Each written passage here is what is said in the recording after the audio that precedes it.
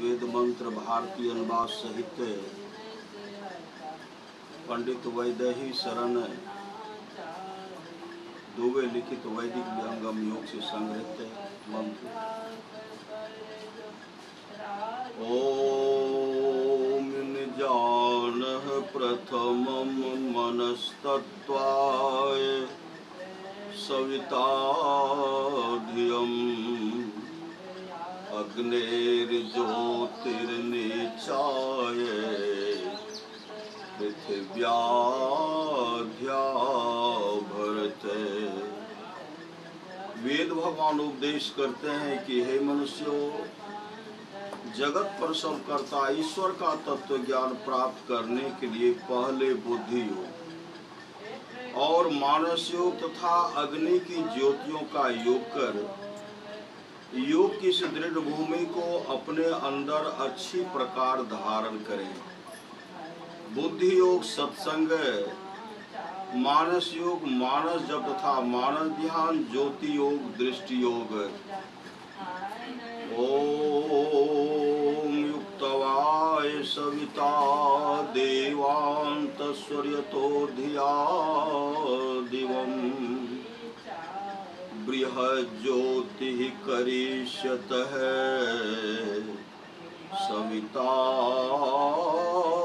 प्रसुवातिकान्। इस मंत्र के द्वारा वेद भगवान उपदेश करते हैं कि योगाभ्यास सीखने वाले मनुष्य सच्चे सद्गुरु के द्वारा ही योग का भेद जानकर अभ्यास द्वारा अपने अंतर की महान ज्योतियां और दिव्य गुणयुक्त नाद दोनों प्राप्त करें। और वह सद्गुरु जिनसे योग का भेद जानना है, उनको प्राप्त करने के निमित्त ईश्वर से इस प्रकार की स्तुति करें। हे जगत प्रसव करता ईश्वर, आप ऐसे विद्वानों को उत्पन्न करें कि जिनसे ब्रह्म ज्ञान का उपदेश पाकर आप सुख स्वरूप परमात्मा में योग करने के लिए अपने अंतर की ज्योतियों और दिव्य गुणयुक्त नाद दोनों को हम प्राप्त करें। ओम प्रहंसास्त्रिपलावग्नो मच्छा मादस्तं वृषगणायासुः अंगोसिनं पवमानं सखायो दूर्मर्षं पवानं प्रवदन्ति शाकम्। इस मंत्र के द्वारा वेद भगवान इस देह में वसने वाले कांति स्वरूप आत्मा को उपदेश करते हैं कि हे जीवात्माओं, जो उत्तम और अचल समाधि के साधक त्रिगुणादिकों को पार करके दूध में मिले हुए जल को हंस के पृथक पृथक करने की सामर्थ्य की तरह सत्यासत निर्णय करने में समर्थ परमहंस योगी हों, वह अत्यंत तेज से युक्त जो सब देहों में एक समान ईश्वर का व्यापक और रमणीय अनाथ नाद है, उसको प्रत्यक्ष करने का लक्ष्य करके अपने अंतर में अप्रकट रूप से अस्थित सोमरस को योगाभ्यास द्वारा प्राप्त करते हैं। आप सब भी उनका अनुकरण करें। ओम सयोजत उर्गायस्य ज्योतिं वृथा क्रीडन्तं निमितेन गावः परेण संकृणुते तिग्मो श्रृंगो दिवा हरिरद दृशेन मृज्रः।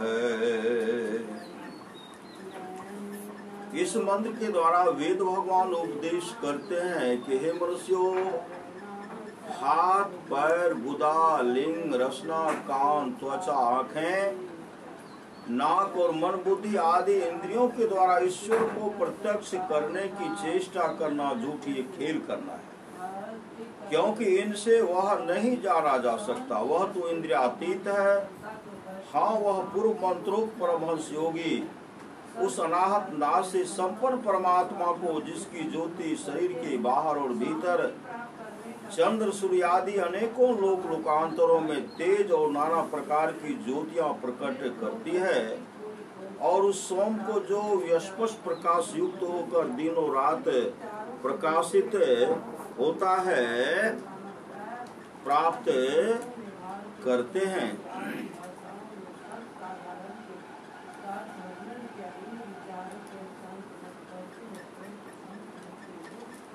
केनोपनिषद खंड 1 सामवेद का यन मनसा न मनुते नाहोर मनोमतम तदेव ब्रह्म त्वं विद्धि नेदं यदीदमुपासते।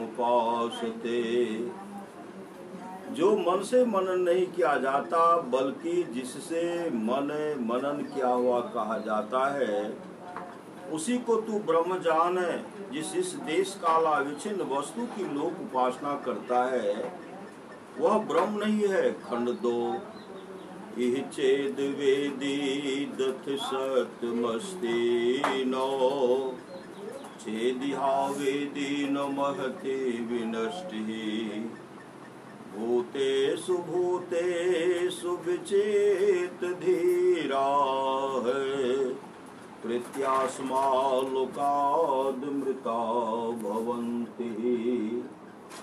यदि इस जन्म में ब्रह्म को जान लिया तब तो ठीक है, और यदि उसे इस जन्म में न जाना तब तो बड़ी भारी हानि है।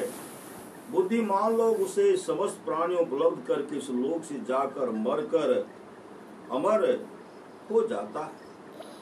कठोपनिषद अध्याय 1 द्वितीय बल्ले कृष्ण यजुर्वेद का ओ शरीरं शरीरेष्वन्वस्थेष्वस्थितं महान्तं विभुमात्मानं मत्वा धीरो नो शोचति। जो शरीरों में शरीर रहित है तथा और नित्यों में नित्य स्वरूप है, उस महान और सर्वव्यापक आत्मा को जानकर बुद्धिमान पुरुष शोक नहीं करता।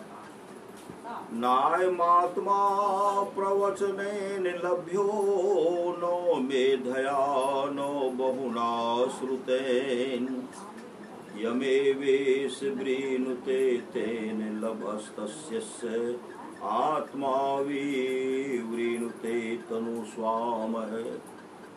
यह आत्मा वेदाध्ययन द्वारा प्राप्त करने होने योग नहीं है। यह आत्मा वेदाध्ययन द्वारा प्राप्त होने योग नहीं है, और न धारणा शक्ति अथवा अधिक श्रवण से ही प्राप्त हो सकता है। यह साधक जिस आत्मा का वर्ण करता है, उस आत्मा से ही यह प्राप्त किया जा सकता है। उसके प्रति यह आत्मा अपने स्वरूप को अभिव्यक्त करे देता है।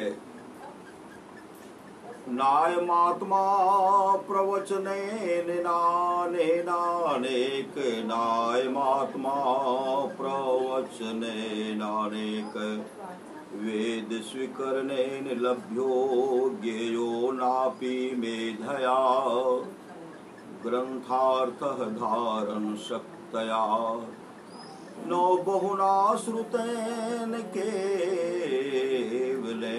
केन तर्हि लभ्य इत्युच्यते यमेव स्वात्मान में साधको वृणुते प्रार्थते तेनेमात्मान मना वरित्रा स्वमात्मा लभ्यो ज्ञायते मित्येततः निष्काम स्यामात्मनम् एव प्रार्थ्यत आत्मनेवात्मा लभ्यते इत्यर्थः। कथं लभ्यते इत्युच्यते तस्यात्मकां से सात्मा वृणुते प्रकाशति पारमार्थिकीं तनुस्वाम स्वक्रियां स्वयथात्मय इत्यर्थः।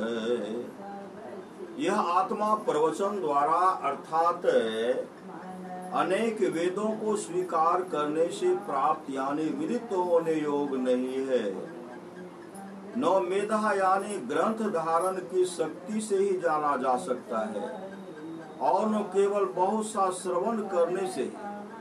तो फिर किस प्रकार प्राप्त किया जा सकता है, इस पर कहते हैं यह साधक जिस आत्मा का वर्ण प्रार्थना करता है उस वर्ण करने वाले आत्मा द्वारा यह आत्मा स्वयं ही प्राप्त किया जाता है, अर्थात उससे ही यह ऐसा है, इस प्रकार जाना जाता है।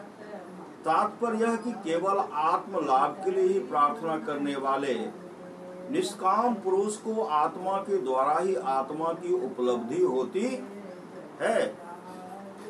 किस प्रकार उपलब्ध होता है, इस पर कहते हैं उस आत्मकामी के प्रति यह आत्मा अपने पारमार्थिक स्वरूप अर्थात अपने यथात्म को विवृत प्रकाशित कर देता है।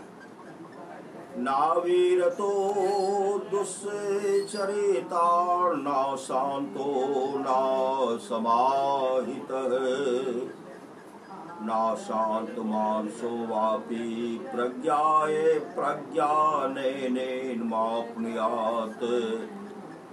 जो पाप कर्मों से निवृत्त नहीं हुआ है, जिसकी इंद्रियां शांत नहीं है और जिनका चित्त असमाहित या अशांत है, वह इसे आत्मज्ञान द्वारा प्राप्त नहीं कर सकता है। अध्याय 1 वल्ली 3। उत्तिष्ठितः जाग्रत प्राप वरा निबोधत क्षुरसधारा निशिता दुरत्या दुर्गम पथ अस्तत कवियो वदन्ति। अरे अविद्याग्रस्त लोगों, उठो और ज्ञान निद्रा से जागो और श्रेष्ठ पुरुषों के समीप जाकर ज्ञान प्राप्त करो। जिस प्रकार छुरे की धार तीक्ष्ण और दुस्तर होती है, तब तो ज्ञानी लोग उस मार्ग को वैसा ही दुर्गम बतलाते हैं। औषधम अस्पर्शम रूपम व्यम यथारसं नित्यम नित्यम गंधवच्यत अनादिनन्तं महतः परम ध्रुवम नीचाय तन मृत्यु मुखात् प्रमुच्यते। जो अशब्द अस्पर्श अरूप अव्यय तथा रसहीन नित्य और गंध रहित है, जो अनादि अनंत महतत्व से भी पर और ध्रुव निश्चल है, उस आत्म तत्व को जानकर पुरुष मृत्यु के मुख से छूट जाता है। अध्याय 2 वल्ली 1।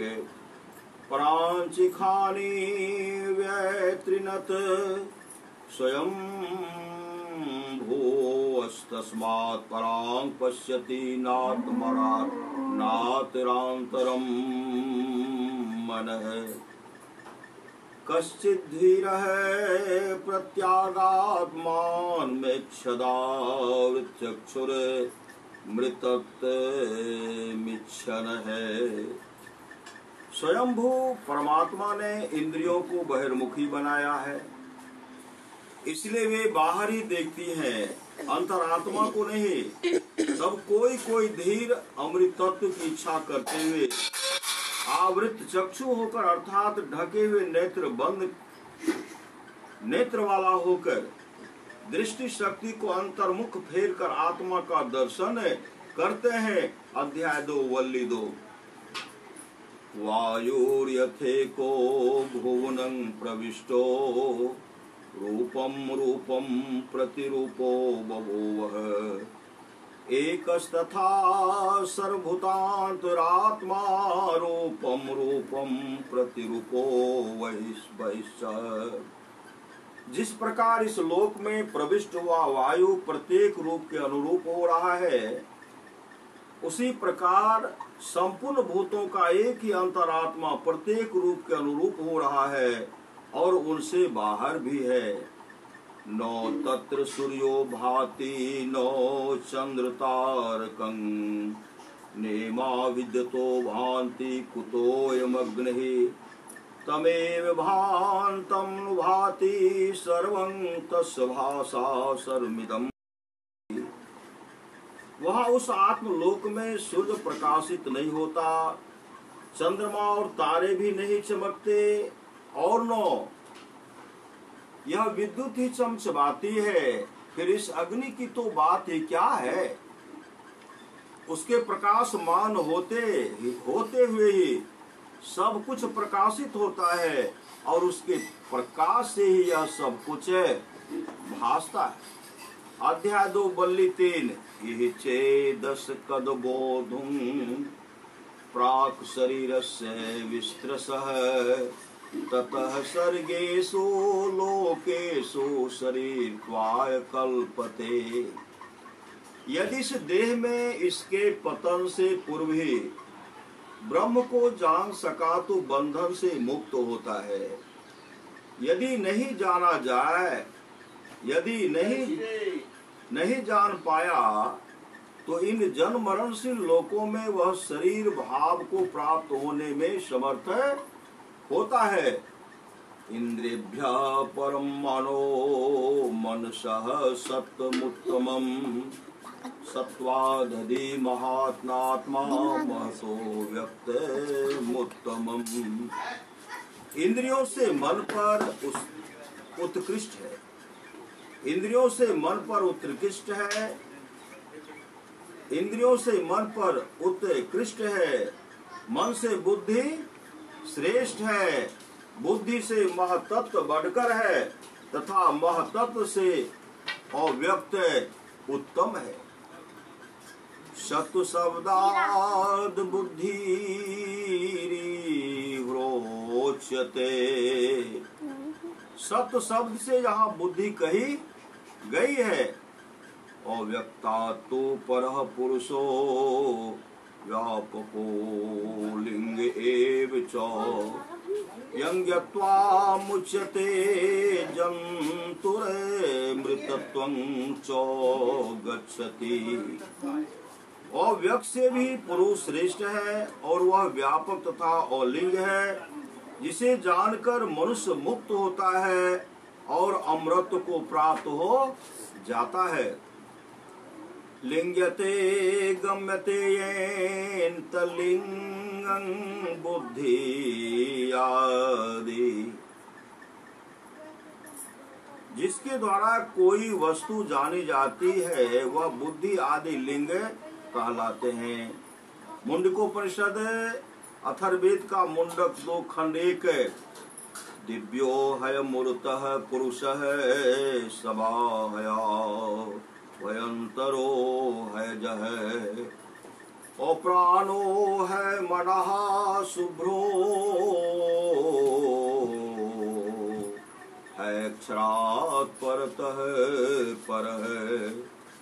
वह अक्षर ब्रह्म है, निश्चय ही दिव्य अमूर्त पुरुष, बाहर भीतर विद्यमान, अजन्मा और प्राण, मनोहीन, विशुद्ध एवं कार वर्ग की अपेक्षा श्रेष्ठ, अक्षर और व्याकृत प्रकृति से भी उत्कृष्ट है। दिव्यो द्योतन वा स्वयं ज्योतिष्ठवात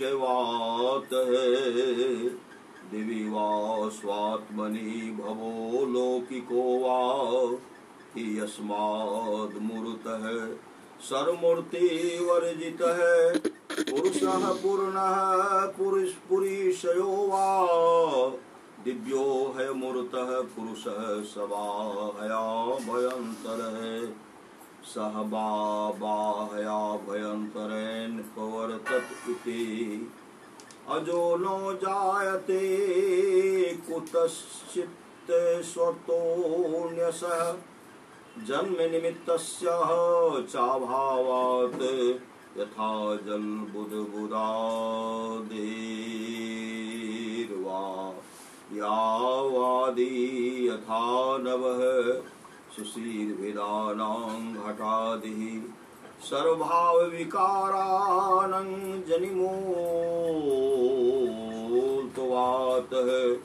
तत्प्रतिषेधेन सर्वे प्रतिषिद्धा भवन्ति। सबाहया भयंतरो है जो तो जरो मृतोक्षरो ध्रुवो भयः इत्यर्थ है। वह अक्षर ब्रह्म है, स्वयं प्रकाश होने के कारण दिव्य प्रकाशित होने वाला है, अथवा दिव्य अपने स्वरूप में ही स्थित या अलौकिक है, क्योंकि वह अमूर्त सब प्रकार के आकार से रहित है। पुरुष पूर्ण अथवा शरीर रूप पूर्व में शयन करने वाला सबाहया भयंतर बाहर और भीतर के सहित सर्वत्र वर्तमान और अज जो किसी से उत्पन्न हो ऐसा है, क्योंकि अपने से भिन्न कोई उसके जन्म का निमित्त है ही नहीं। जिस प्रकार की जल से उत्पन्न होने वाले बुदबुदों का कारण वायु आदि है तथा घटाकाश आदि भेदों का हेतु घट आदि पदार्थ हैं, उसी प्रकार उस अजन्मा के जन्म का कोई भी कारण नहीं है। वस्तु के सारे विकारों का मूल जन्म ही है, अतः उस जन्म का प्रतिषेध कर दिए जाने पर वे सभी प्रतिषिद्ध हो जाते हैं, क्योंकि वह परमात्मा सवा हया भयंतर अज है, इसलिए वह अजर अमर अक्षर ध्रुव और भय शून्य है। यह इसका तात्पर्य है। यद्यपि देहादुपाधि भेद दृष्टि नाम विद्यावसाधि है, भेदेशो स्वप्राण समनः सेन्द्रियः सौविषयैव प्रत्यवभासते तन्मलादिं दिवे आकाशं तथापि तु स्वतः परमार्थ दृष्टीनां प्राणो विद्यमानः क्रियाशक्ति भेद वांसल्यात्मको वायोर्यस्मिन् शाव प्राणः तथा मनानेक ज्ञान शक्ति भेदवत संकल्पाध्यात्मकं मनोप्य विद्यमानं यस्मिन् सोऽयम् अमनः प्राणो है मनास्येति प्राणादि वायु भेदः कर्मेन्द्रियाणि त्वदृश्यासः तथा च बुद्धि मनसि बुद्धीन्द्रियाणि त्वदृश्यासः प्रतिसिद्धा वेदितव्यः तथा श्रुत्यंतरे ध्यायति विलीलायति वह इति। जिस प्रकार दृष्टि दोष से आकाश तल मलादि युक्त भासता है, उसी प्रकार देहादि उपाधि भेद में दृष्टि रखने वालों को यद्यपि विभिन्न देहों में वह अक्षर ब्रह्म है, प्राण मन इंद्रिय एवं विषय से युक्त सा भासता है, तो भी परमार्थ स्वरूप दर्शियों को तो वह अप्राण जिसमें क्रिया शक्ति भेद वाला चलनात्मक वायु न रहता हो तथा अमना जिसमें ज्ञान शक्ति के अनेकों भेद वाला संकल्पवादी रूप मन भी न हो, इस प्रकार प्राण और मन से रहित ही भासता है। और प्राण है और अमना इन दोनों विशेषणों से प्राण आदि वायु भेद कर्म इंद्रिया और उनके विषय तथा बुद्धि मन ज्ञान इंद्रिया और उनके विषय प्रतिसिद्ध हुए समझनी चाहिए। जैसा कि दूसरी श्रुति उसे मानो ध्यान करता हुआ सा मानो चेष्टा करता हुआ सा ऐसा बतलाती है। यस्माच् चैवं प्रतिसिद्धोपाधि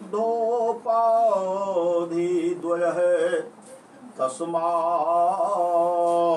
शुभ्रः शुद्धः अतोऽक्षराणां रूप बीजोपाधि लक्षित स्वरूपात्म सर्व कार्य करन विजत्वेनोपलक्ष्यमान् मां त्वात्परहं तदुपाधि लक्षणं व्याकृताख्यम् अक्षरम् सर्विकारेभ्यः तस्मात् परतोऽक्षरात् परो निरुपाधिक पुरुषः इत्यर्थः। इस प्रकार क्योंकि वह प्राण और मन इन दोनों उपाधियों से रहित है, इसलिए शुभ है, इसलिए शुभ शुद्ध है। अतः नाम रूप की बीज भूत उपाधि से जिसका स्वरूप लक्षित होता है, उस अक्षर से संपूर्ण कार्य करण के बीज रूप से उपलक्षित होने के कारण उन उपाधियों वाला और व्याकृत संज्ञक वह अक्षर अपने संपूर्ण विकार से श्रेष्ठ है। उस सर्वोत्कृष्ट अक्षर से भी वह निरुपाधिक पुरुष उत्कृष्ट है, ऐसा इसका तात्पर्य है। यस्मिन्नस्तदाकाशाख्यं क्षरं संव्यवहार विषयमोतं प्रोक्तं च कथं पुनर्प्राणादिमत्वं तस्येत्युच्यते। यदि प्राणादयः प्रागोत्पत्तेः पुरुषेव शिलात्मनः सन्ति सत्तदा पुरुषस्य प्राणादिना विद्यमानेन प्राणादिमत्वं भवेन्तु ते प्राणादयः प्रागोत्पत्तेः पुरुषः ईर्ष्वेनात्मनः सन्ति तदा अतो प्राणादिमान् परः पुरुषः यथानुत्पन्ने पुत्रे पुत्रो देवदत्तः। किंतु जिसमें संपूर्ण व्यवहार का विषय भूत व आकाश संज्ञक अक्षर तत्व उत्प्रोत है, वह प्राण आदि से रहित कैसे हो सकता है? ऐसी शंका होने पर कहते हैं, यदि प्राण आदि अपनी उत्पत्ति से पूर्व पुरुष के समान स्व स्वरूप में से विद्यमान रहते तो उन विद्यमान प्राणादि के कारण पुरुष का प्राणादि युक्त होना माना जा सकता था। किंतु उस समय वे अपनी उत्पत्ति से पूर्व पुरुष के समान स्वरूपता है नहीं। इसलिए जिस प्रकार पुत्र उत्पन्न होने तक देवदत्त पुत्र ही नहीं कहा जाता है, उसी प्रकार परम पुरुष भी अप्राणादि मान है। तस्मात् जायते प्राणो मनः सर्वेन्द्रियाणि च खं वायुर्ज्योतिरापः पृथ्वी विश्वस्य धारिणी। इस अक्षर पुरुष से ही प्राण उत्पन्न होता है तथा इससे ही मन, संपूर्ण इंद्रियां, आकाश, वायु, तेज, जल और सारे संसार को धारण करने वाली पृथ्वी उत्पन्न होती है। मुंडक 2 खंड 2। हिरण्मये परे कोशे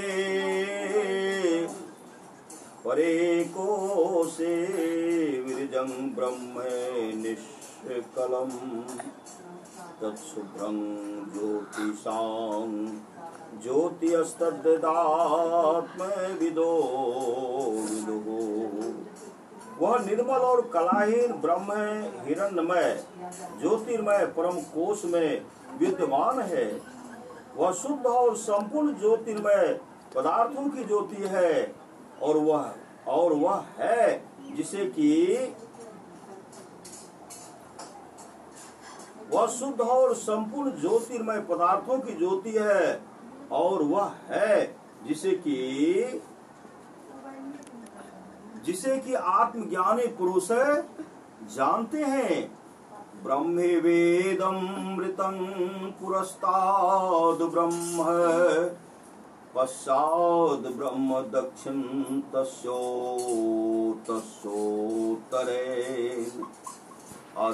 अधस्योर्ध्वं च प्रसितं ब्रह्मवेदं विश्वमिदं वरिष्ठम्। यह अमृत ब्रह्म ही आगे है, ब्रह्म ही पीछे है, ब्रह्म ही दाईं बाईं ओर है तथा ब्रह्म ही नीचे ऊपर फैला हुआ है। यह सारा जगत सर्वश्रेष्ठ ब्रह्म ही है। मुंडक 3 खंड 1। नो चक्षुषा गृह्यते नापि वाचा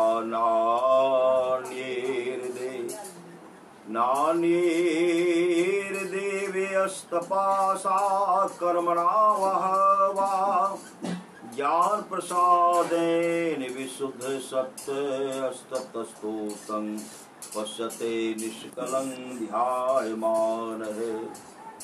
यह आत्मा 9 नेत्र से ग्रहण किया जाता है, 9 वाणी से, 9 अन्य इंद्रियों से और 9 तप अथवा कर्म से ही ज्ञान के प्रसाद से ही पुरुष विशुद्ध चित्त हो जाता है और तभी वह ध्यान करने पर उस निष्कल आत्म तत्व का साक्षात्कार करता है। मुंडक 3 खंड 2। यथा नद्यस्यन्दमानः समुद्रे अस्तं गच्छन्ति नाम रूपे विहाय तथा विद्वान नाम रूपाद्विमुक्तः परात् परम पुरुषमुपेति दिव्यम। जिस प्रकार निरंतर बहती हुई नदियां अपने नाम रूप को त्याग कर समुद्र में अस्त हो जाती हैं, उसी प्रकार विद्वान नाम रूप से मुक्त होकर परात्परः दिव्य पुरुष को प्राप्त हो जाता है। प्रश्नोपनिषद प्रश्न 3 अथर्ववेद का आत्मन एष प्राणो जायते यथेषा पुरुषे छाये तस्मिन्नेतदादतं मनोकृतेनायात अस्मिन् शरीरे। यह प्राण आत्मा से उत्पन्न होता है। जिस प्रकार मनुष्य शरीर से यह छाया उत्पन्न होती है, उसी प्रकार इस आत्मा में प्राण व्याप्त समर्पित है तथा यह मनोकृत संकल्प आदि से इस शरीर में आ जाता है। आत्मनः परस्मात् पुरुषाद् दक्षरात् सत्यादेशः उक्तः प्राणो जायते कथमित्यत्र दृष्टान्तः यथा लोके सा पुरुषे शिरः प्राण्यादि लक्षणे निमित्ते छाया निमित्तिके जायते तदुतस्मिन् तद्वेतद्वेदेतस्मिन् ब्रह्मण्येततः प्राणाख्यं छायास्थान्येयं नित्यरूपं तत्त्वं सत्ये पुरुषः आततं समर्पितम् इत्येततः छायेव देहे मनोकृतेन मनः संकल्पे छादि निष्पन्न कर्म निमित्ते नेत्ये ततः वक्षते पुण्येन पुण्यमः इत्यादि तदेव शक्तः स कर्मणा इति च श्रुत्यंतना इति च इत्यन्तरात् आयाति आगच्छत्यः अस्मिन् शरीरे। यह उपर्युक्त प्राण आत्मा परम पुरुष अक्षर यानी सत्य से प्रकाशित होता है। किस प्रकार उत्पन्न होता है, इसमें यह दृष्टांत देते हैं। जिस प्रकार लोक में सिर तथा हाथ पांव वाले पुरुष रूप निमित्त के रहते हुए ही उससे होने वाली छाया उत्पन्न होती है, उसी प्रकार इस ब्रह्म यानी सत्य पुरुष में यह छाया स्थानीय मिथ्या तत्व व्याप्त समर्पित है। देह में छाया के समान यह मन के कार्य से यानी मन के संकल्प और इच्छादि से होने वाले कर्म से इस शरीर में आता है। जैसा कि आगे पुण्य से पुण्य लोक को ले जाता है आदि श्रुति से कहेंगे। कर्म फल में आसक्त हुआ पुरुष अपने कर्म के सहित उसी को प्राप्त होता है। इस अन्य श्रुति से भी यही बात कही गई है। प्रश्न 5 तस्मै सोऽहोवाच एतद्देशत कामः परं च ब्रह्म यदोंकारः तस्माद्विधाने ते नेवायतनेनेकतरं वनिवेति। सत्यकाम को पिपलाद का उत्तर, हे सत्यकाम, यह जो ओंकार है वही निश्चय पर और अपर ब्रह्म है। अतः विद्वान इसी के आश्रय से उनमें से किसी एक ब्रह्म को प्राप्त हो जाता है। इति पृष्ठवते तस्मै सोऽहोवाच पिपलाद है एतद्वे सत्यकामः एतद् ब्रह्म वे परं च परं ब्रह्म परं सत्यं क्षरं पुरुषाख्यं परं स्वप्राणाख्यं प्रथम जं यत्तदोकारं एवोंकारात्मकमोकार है। प्रतीक्त्वात् है परम हि ब्रह्म शब्दाधूप धूप लक्षणा नरहं सर्वधर्मे विशेषर्जितमतो नो सख्यम ओतीन्द्रिय गोचरत्वा कत्ति केवलेन मनसावगाहितुम् ओंकारे तो विष्णुवादी प्रतिमास्थानीये भक्त्यावेशित ब्रह्म भावे ध्यायिनीनां तत्प्रसीदति तद्वगम्यते शास्त्र प्रामाण्यात् तदा तथा परं च ब्रह्म तस्मात् परं च ब्रह्म यदोंकार इत्युपचर्यते। तस्मादेवं विद्वानेके नेवात्म प्राप्ति साधने नेवोंकाराभिध्यानेनेकतरं परं वान्विति ब्रह्मानुगच्छति नेदिष्टं हयालम्बनम् ओंकारो ब्रह्मणः। इस प्रकार पूछने वाले सत्यकाम से पिपलाद ने कहा, हे सत्यकाम, यह पर और अक्षर ब्रह्म पर अर्थात सत्य अक्षर अथवा पुरुष संज्ञक ब्रह्म तथा जो प्रथम विकार रूप प्राण नामक अपर ब्रह्म है वह ओंकार ही है। अर्थात ओंकार रूप प्रतीक वाला होने से ओंकार स्वरूप ही है।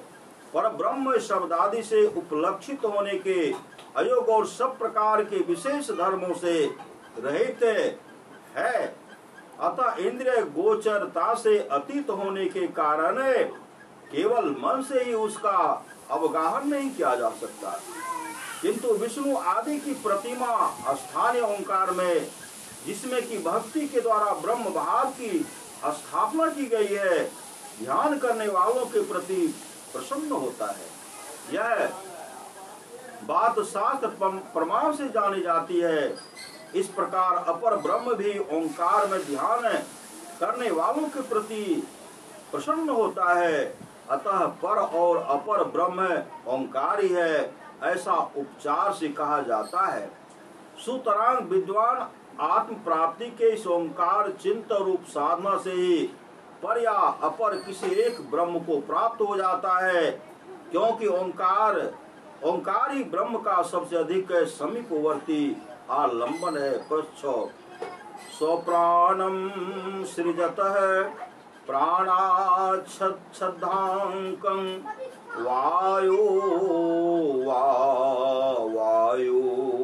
वायुर्ज्योतिरापः पृथिवीन्द्रियं मनोर्नम्नार्द्यं तपो मंत्राः कर्मलोकालोकेषु च नाम च।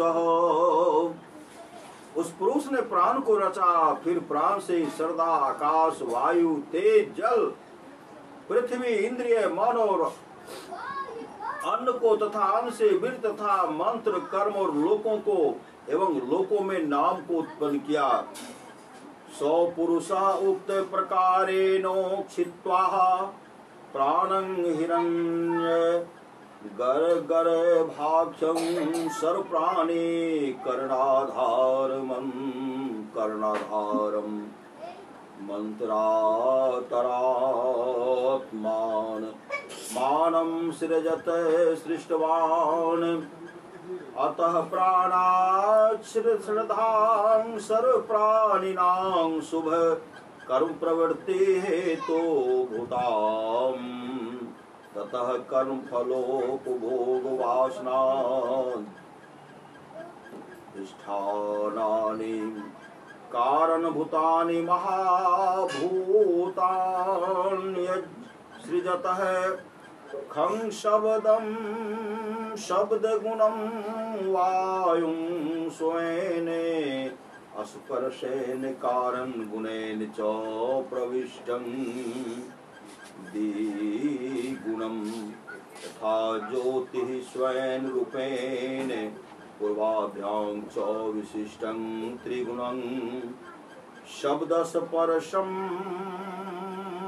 साम्भ्यां तथा पोरसेन गुणेन साधारणेन पूर्वगुणानो प्रवेशेन च चतुर्गुणः तथा गुणेन पूर्वगुणानो प्रवेशेन च पंचगुणाः पृथ्वी तथा तैरेव भूतेरारब्धेर्धामि इंद्रियं द्विप्रकारं बुद्ध्यर्थं कर्मार्थं च दशसंख्याकमः तस्चेश्वरमन्त्रस्वस्थं संशय संकल्प लक्षणं मनः एवं प्राणिनां कार्यं करणं च सृष्ट्वा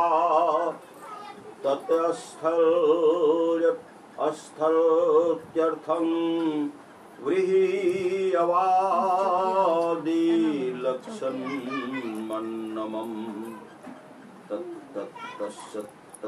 तस्य नादध्यमानार्द्रियं सामर्थ्यं बलं सर्वकर्म प्रवृत्ति साधनम् तद्वीर्यवतां च प्राणिनां तपो विशुद्धि साधनं संकीर्णमानानामः मंत्रास्तपो विशुद्धान्तः तरबर्हि कर्णेभ्यः कर्म साधन भूत्वा ऋग्यजो सामा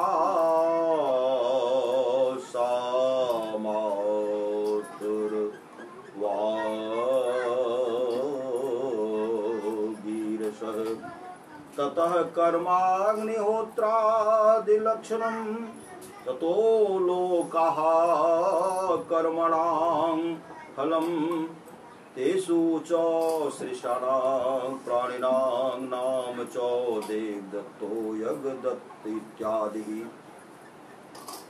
एवमेता कलापा प्राणिनां विद्यादि दोष बीजापेक्षया सृष्टः तेमीरिक दृष्टि सृष्ट्वा इव द्विचन्द्रं सकं सक मक्षिकाद्य स्वप्ने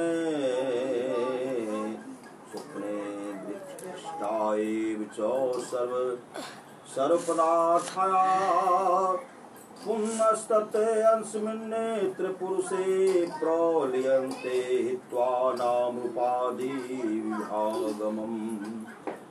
उस पुरुष ने उपयुक्त प्रकार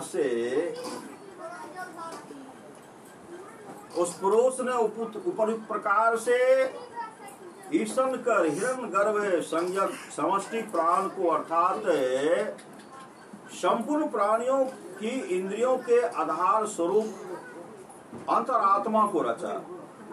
उस प्राण से समस्त प्राणियों की प्रवृत्ति की हेतु भूता श्रद्धा की रचना की और उससे कर्म फलोपभोग के साधन शरीर के अधिष्ठान है अर्थात कारण स्वरूप महाभूतों की सृष्टि की। सबसे पहले शब्द गुण विशिष्ट आकाश को रचा, फिर निज गुण स्पर्श और शब्द गुण से युक्त होने के कारण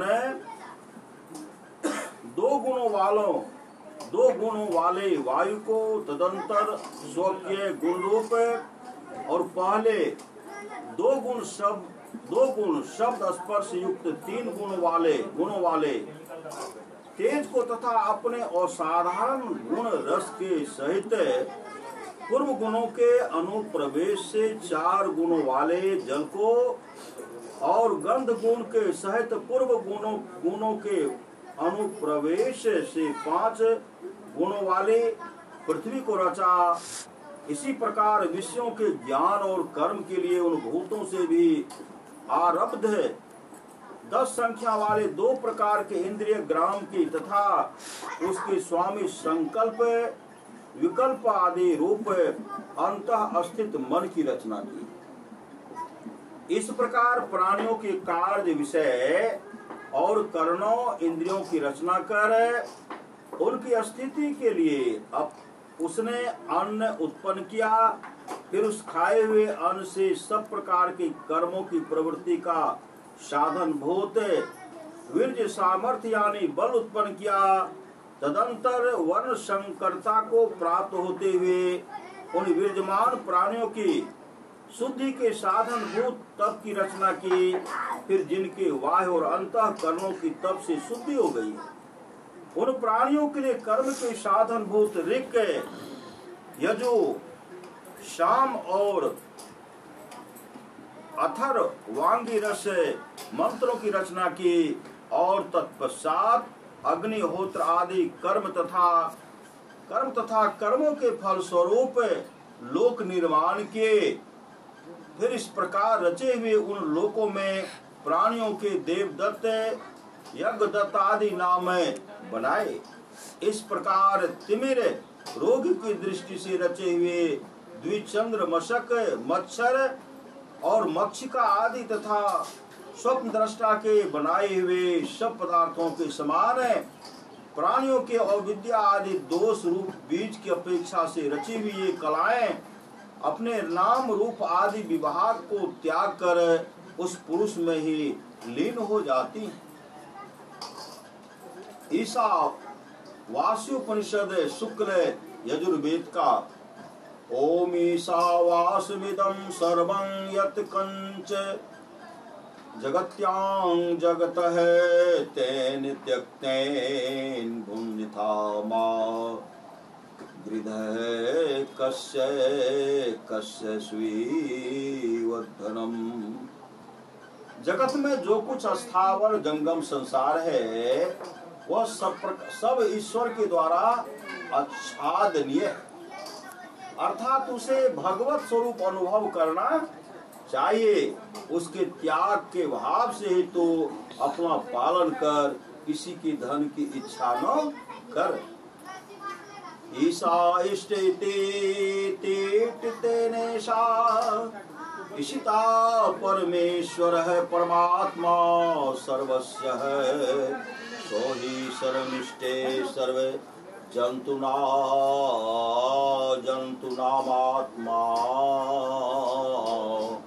संप्रत्यगात्मतया तेन स्वेन रूपेणात्मनि सावास वच्छादिन्यम्। किमिदं सर्वं यत् किञ्च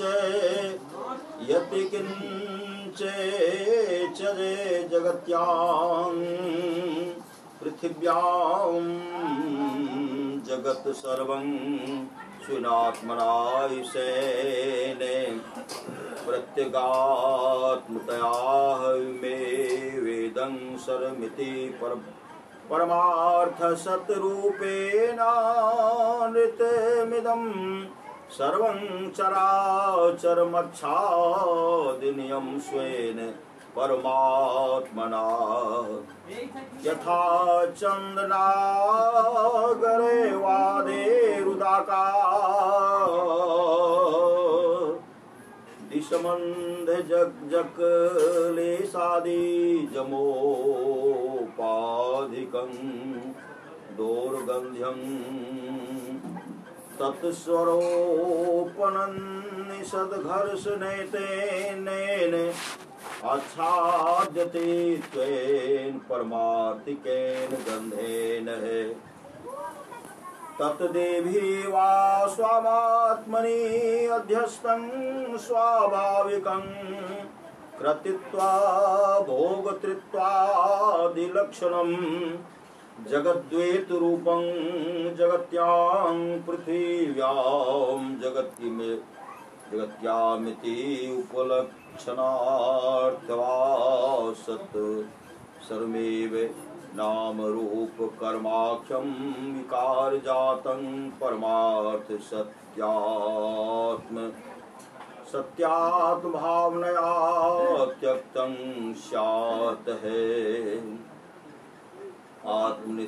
आत्मनिष्ठस्य एवमीश्वरात् भावनया युक्तस्य पुत्राधीश नात्रय सन्यासी वाधिनो नोचो कर्मेषु तेन त्यागे नित्यं नो हि त्यक्तो मृतः पुत्रो वा मृत्वा आत्मसंबंधित्या अभावात् है।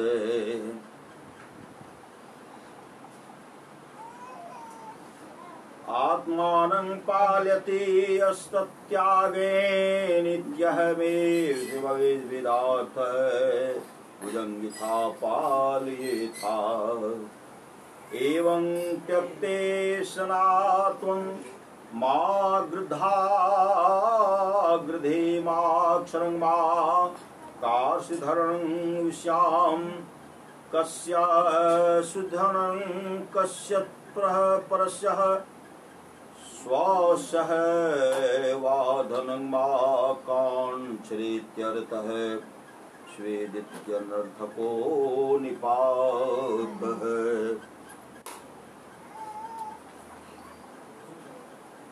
अथवा मां गृधा कस्मात् है कस्य सुधन मिथ्याक्षे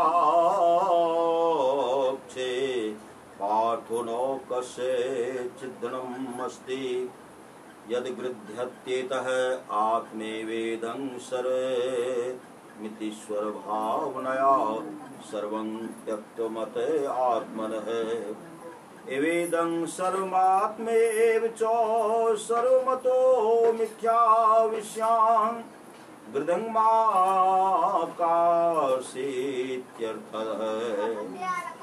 जो ईशन शासन करे उसे ईट कहते हैं। उसका त्रियांत रूप ईशा है। सबका ईशन करने वाला परमेश्वर परमात्मा है। वही सब जीवों का आत्मा होकर अंतर्यामी रूप से सबका ईशन करता है।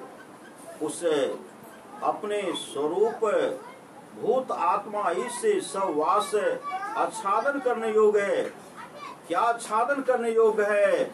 यह सब जो कुछ जगती अर्थात पृथ्वी में जगत स्थावर जंगम प्राणी वर्ग है, वह सब अपने आत्मा ईश्वर से अंतर्यामी रूप से यह सब कुछ मैं ही हूँ ऐसा जानकर अपने परमार्थ सत्य स्वरूप परमात्मा से यह संपूर्ण मिथ्याभूत चराचर आच्छादन करने योग्य है।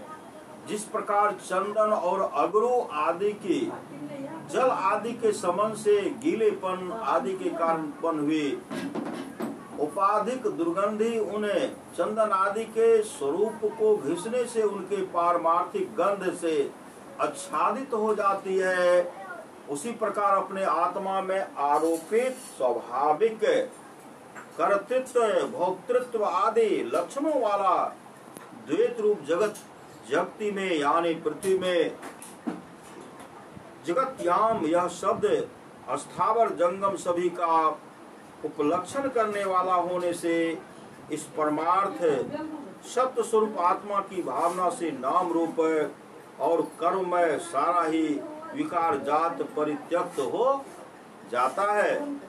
इस प्रकार जो ईश्वर ही चराचर जगत का आत्मा है ऐसी भावना से युक्त है, उसका पुत्रादि तीनों ऐष्णाओं के त्याग में ही अधिकार है, कर्म में नहीं।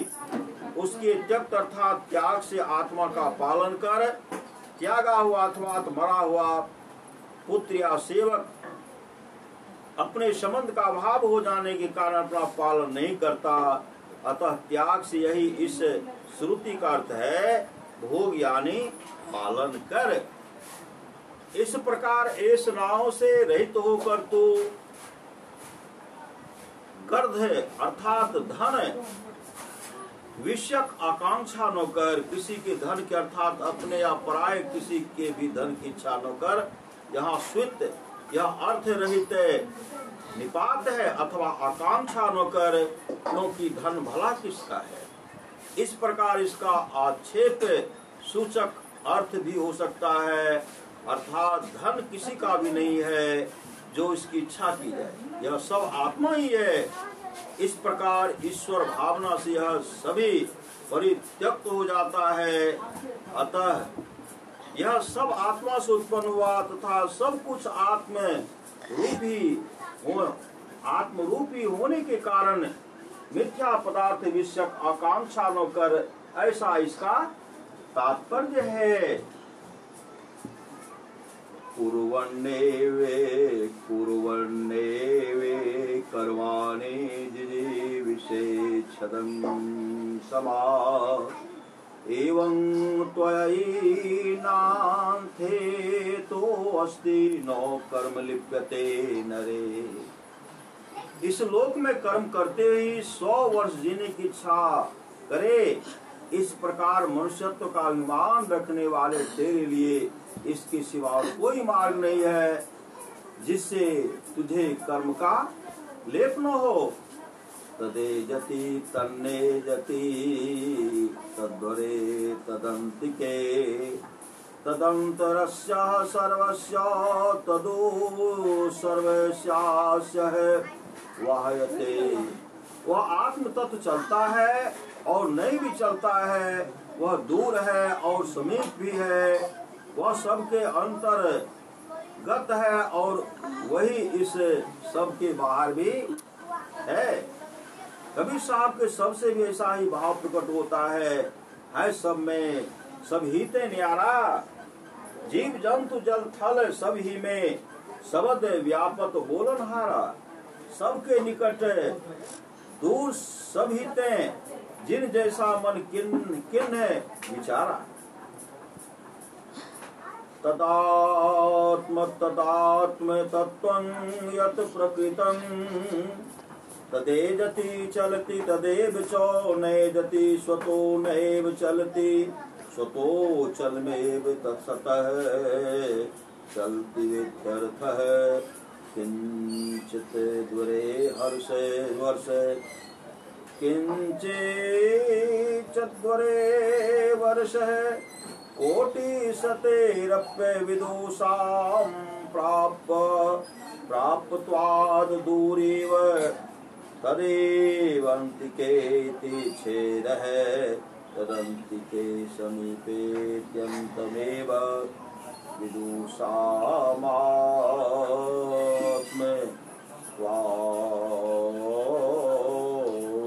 केवलं दुरन्तिके च तदन्तरेभ्यन्तरिष्यः सर्वस्य यो आत्मा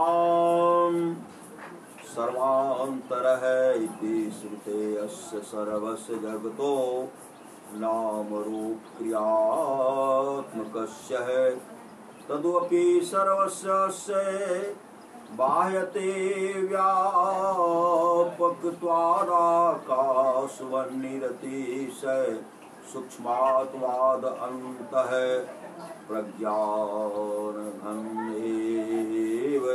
इति च शासनानिरन्तरं च। जिसका प्रकरण है वह आत्म तत्व एजन करता चलता है, वही स्वयं नहीं भी चलता, अर्थात स्वयं अचल रहकर चलता हुआ सा जान पड़ता है। यही नहीं, वह दूर भी है और ज्ञानियों को सैकड़ों करोड़ों वर्षों में भी अप्राप्त होने के कारण दूर जैसा है। तदंति के अंति के ऐसा पदछेद करना चाहिए। वह आंतिक अत्यंत समीप भी है, अर्थात केवल दूरी नहीं, विद्वानों का आत्मा होने के कारण समीप भी है। वह इस सब के अंतर यानी भीतर भी है, जैसा कि जो आत्मा सर्वांतरः है इत्यादि श्रुति से सिद्ध होता है।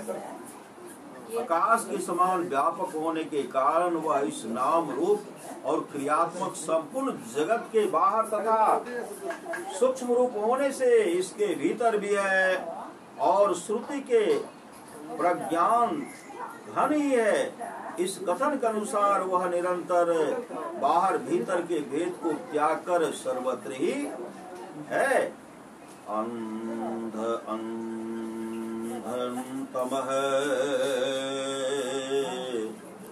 प्रविशन्ति ये विद्यात्मोपासते ततो भूयः एव ते तमो योचो विद्यायां रता। यह मंत्र बेहदा कठोपनिषद में भी है।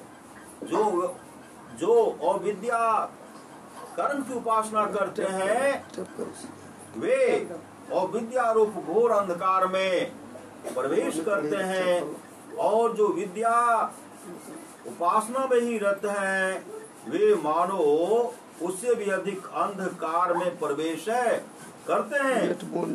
तत्र अंधं तमः और दर्शनात्मं तमः प्रविशन्ति के ए विद्यां विद्यायान्या विद्यातं कर्म इत्यर्थः।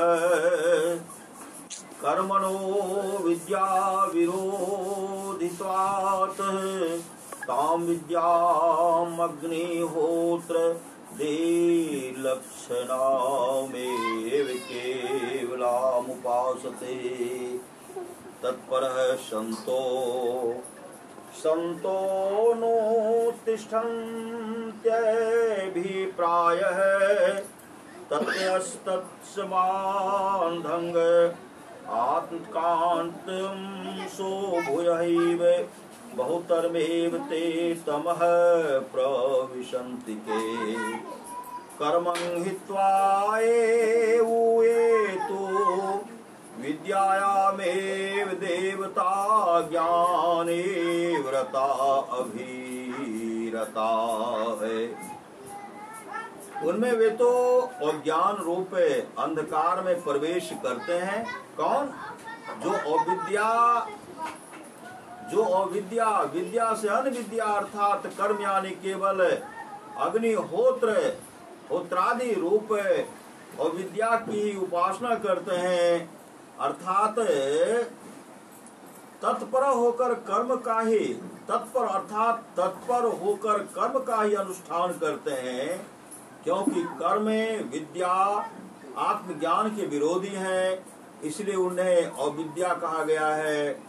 तथा उस अंधकार से भी कहीं अधिक अंधकार में वे प्रवेश करते हैं। कौन? जो कर्म करना छोड़कर केवल विद्या यानी देवता ज्ञान में ही अनुरक्त हैं। अंधं तमः प्रविशन्ति ये सम्भूतिमुपासते तते भूयः एव ते तमोयो संभूत्वा भुक्त्वा भूत्यारता है। जो असंभूति अव्यक्त प्रकृति की उपासना करते हैं वे घोर अंधकार में प्रवेश करते हैं, और जो संभूति काज ब्रह्म है रत है वे मानो उनसे भी अधिक अंधकार में प्रवेश करते हैं। अंधं तमः प्रविशन्ति ये असंभूतिं संभवनं संभूति सायस्य है अव्याकृताख्या तां संभूति व्याकृताभ्यां प्रकृतिं कारणं विद्यां कां करोति भूत्वा भूतात्मदर्शनात्मि कामोपासते ते तदनु रूपमेवान्धं तमो दर्शनात्मकं प्रविशन्ति ततस्तमास्तता ततस्त अस्मादपि भूयो बहुतरमिव तमः प्रविशन्ति संभूत्वांकाज ब्रह्मणि गर्वाक्षोरता है। जो असंभूति की उपासना करते हैं वे घोर अंधकार में प्रवेश करते हैं। संभवन उत्पन्न होने का नाम संभूति है, वह जिस कार्य का धर्म है उसे संभूति कहते हैं। उससे अन्य और संभूति और प्रकृति, उससे अन्य और संभूति प्रकृति कारण अथवा अव्याकृत नाम की अविद्या है। उस असंभूति यानी अव्याकृत नाम वाली प्रकृति कारण अर्थात अज्ञानात्मिका और विद्या की जो कि कामना और कर्म की बीज है, जो लोग उपासना करते हैं वे उसके अनुरूप ही अज्ञान रूप घोर अंधकार में प्रवेश करते हैं। तथा जो संभूति यानी हिरण्यगर्भ नामक कार्य ब्रह्म में रत हैं वे तो उससे भी गहरे मानो अधिकतर अंधकार में प्रवेश करते हैं। हिरण्मयेन पात्रेण सत्तस्मापीहितं मुखं सत्वं तत्वं पुषन् पावृणो शतधर्माय दृष्टये। यह मंत्र बृहदारण्यकोपनिषद में भी आया है। यह मंत्र बृहदारण्यकोपनिषद में भी आया है। आदित्य मंडल स्थित ब्रह्म का मुख ज्योतिर्मय पात्र से ढका हुआ है।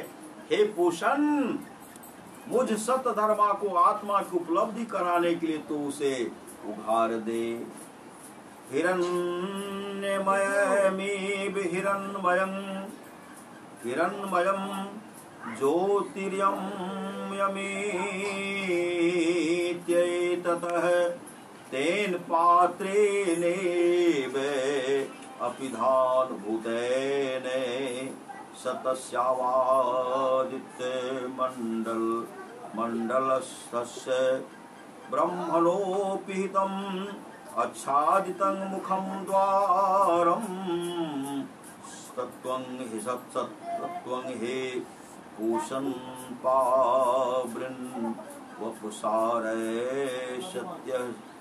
सत्यसः उपासनात् सत्यं धर्मो यस्मं सोहं सतधर्मा तस्मै है अयमथ मह तस्मै मह्यं तवा यथा भूतस्य धर्मस्यानुष्ठाने दृष्टे तव सत्यात्मनः उपलब्धये। जो सोने का सा हो उसे हिरण्मय कहते हैं, अर्थात जो ज्योतिर्मय है उस ढकने रूप पात्र से ही आदित्य मंडल में स्थित सत अर्थात ब्रह्म का मुख द्वार छिपा हुआ है। हे पुरुषन, सत धर्मा को उपासना करने के कारण जिसका सत्य धर्म है, ऐसा मैं सत धर्मा हूँ, उस मेरे प्रति अथवा यथार्थ धर्म का अनुष्ठान करने वाले मेरे प्रति दृष्टि अर्थात अपने सत्य स्वरूप की उपलब्धि के लिए तो उसे उघाड़ दे, उस पात्र को सामने से हटा दे। छांदोग्योपनिषद सामवेद का अध्याय 3 खंड 13 अथः यादतः प्रोदिवो ज्योतिर्दीप्यते विश्वतः पृष्ठेषु सर्वतः पृष्ठेषु वनुत्तमेषु लोकेषु विदं भाव तद्धितम् अस्मिन्नतः पुरुषे ज्योति अस्ते शेषा दृष्टिः यत्रेतदस्मिन् शरीरेशं अस्पर्शेनोष्णोष्णि मानं विजानाति तस्यैषा श्रुतिर्यत्रेतत् कर्णावैर्विगृह निनदमिव नथे थुरी वाग्नेरी विज्वलते उपसृणोति तदेतद् दृश्यं च श्रुतं चेत्युपासिते चक्षुषः श्रुतो भवन्ति एवं वेद। जो कि अर्थ है, जो कि इससे परे स्वर्ग अथवा आकाश में ज्योति चमकती है एवं विश्व की पीठ पर सबकी पीठ पर तथा उत्तम और अनुत्तम सब लोकों में चमकती है, यह वही है जो अंतः पुरुष में ज्योति है, उसी की यह दृष्टि है। जो कि शरीर में छूने से गर्मी का ज्ञान करते हैं, उसी की यह श्रुति है। जो कि यह कानों को बंद करके रथ के घोष अथवा बैल के डकारने की ध्वनि के समान और जलती हुई आग के गर्जन के समान सुनते हैं, तो इस तरह उसे देखा भी और सुना भी। अतः चक्षुष्य और श्रुत दोनों से उसकी उपासना करनी चाहिए जो इसे जानता है। अध्याय 4 खंड 15 यह एषोक्षिणी पुरुषो दृश्यते से आत्मेति होवाचेतद्